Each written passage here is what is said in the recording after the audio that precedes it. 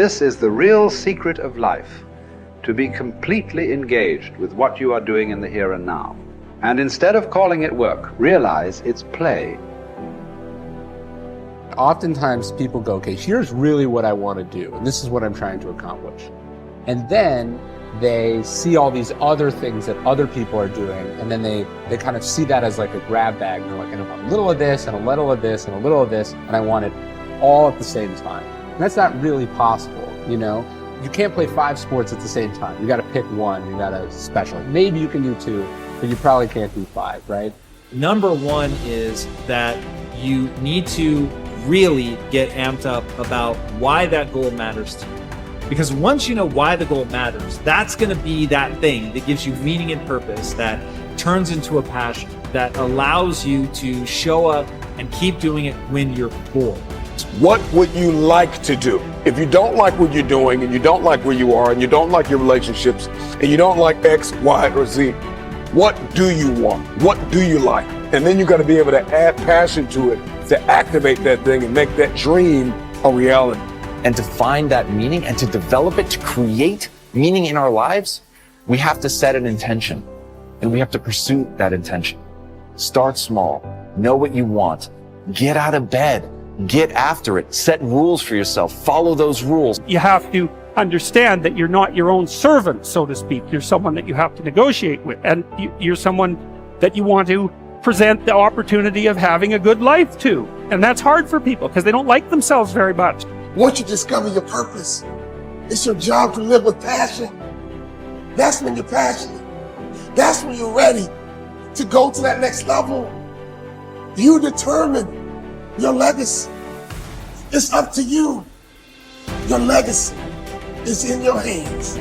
As long as you can breathe, as long as you can hear, as long as you can see. If you're passionate and driven and focused in what you do, if you're really good at it, people will take notice. That's basically it. So those dreams and goals that some of you have that may seem larger than life, good. That's what I want you to go after. And don't let the fear of the failure, don't let the fear of perfection hold you back. You won't be perfect. You will make mistakes. But I promise you this, you're never going to know if you can sink or if you can swim unless you jump in the water. So continue to fight forward. Continue to believe in yourself. Hold on to the possibilities. Get away from the negativity. Push yourself, believe in yourself, and go as far as you can. I will remember that my choices create my reality. My responses create my outcome. I will speak with compassion. I will stay true to my heart. See, whatever you decide to do, look at it and find out what is it that I have that I could bring to the table that can begin to enable me to ensure that I could be successful in this. Where is the opening for you? There's room for you out here in the arena called life. There's room for you to come out and live your dream. Don't allow but to keep you in the corner or keep you up in the bleachers looking at life, being a spectator, not being a participant, making a difference in life.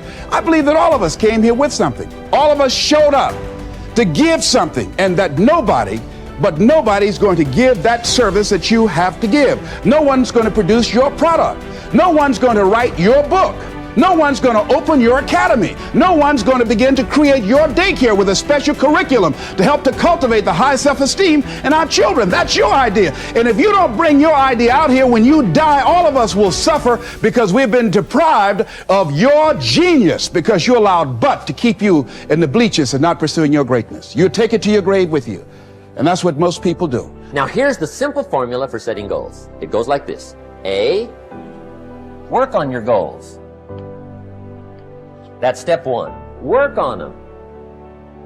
And I put the word work there deliberately. Setting goals is plain hard work. I don't want to kid you. We haven't come here tonight to kid each other. It's work. I know it's work. That's why a lot of people just let it slide. It's work. Many people work hard on their job, but they don't work hard on their future. They just let that slide. And the work involved is making plans. I know most people don't. I understand that, but don't let that be you. Guy says, well, yeah, you work where I work. By the time you struggle home, it's late. You've got to eat a bite of supper, watch a little TV, get to bed. You can't sit up half the night. Plan, plan, plan. And the guys be good worker, hard worker, sincere. But you've got to be better than sincere, working hard. You've got to be better than a good worker. You've got to be a good planner. Somebody once wisely said, the people who fail to plan are planning to fail. Well said. So work on your goals. Here's step 2. Write your goals down. That's so important. I teach my staff around the world, put your goals in your journal. Because one of the major people you want to study is yourself. Say, here's the list of goals I put together 3 weeks ago. Here's the list of goals I put together 2 years ago. Here's some of the changes I made, rearrangement of my priorities. I scratched these off, I put these on, I've gotten these. Study your accomplishments, study what your desires are. Put them on paper, write them down. Here's another reason for writing your goals down. It shows you're serious about doing better. And to do better, you gotta get serious. You don't have to be grim, but you must be serious. Everybody hopes things will get better. Everybody hopes. Poor people hope. That ought to tell you something. It means the future does not get better by hope. It gets better by plan. In studying warfare and battles over the centuries, I have always been fascinated by the situations where a smaller force defeated a numerically superior force. In every case, what I discovered was that the numerically smaller force was far better organized, more methodical, and more orderly in its plan of attack and execution than was the larger, more disorganized force. By the same token, an ordinary person with a system or recipe for problem solving can run circles around highly intelligent or well-educated people who throw themselves at their problems without a method or process for solving them. Always be sure to think on paper. Write things down. There is something that happens between the brain and the hand when you write.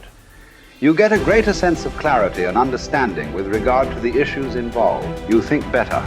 Your perception is sharper. You actually become smarter and more creative by the very act of writing everything down as you go along and before you make a decision. One of the most important parts of your personal philosophy should revolve around the development of options. The rule is you are only as free as your well-developed alternatives. If your goal is to be happy, successful, and free, you must have choices.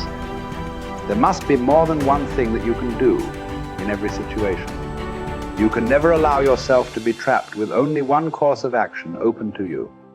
From the time you take your first job, make your first investment, or embark on any part of life, you should immediately begin to develop an alternative to that if something should go wrong. Always be looking for ways to use your creativity to add value by doing things faster, better, cheaper, or easier in some way.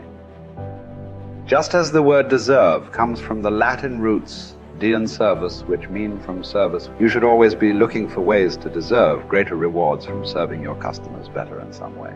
In the final analysis, as a member of society, as a player, in our economic system, your riches and rewards will come from your ability to serve other people better than your competitors. Use your intelligence and your creativity every single day to find ways to make yourself more valuable to your company, your industry, and your world.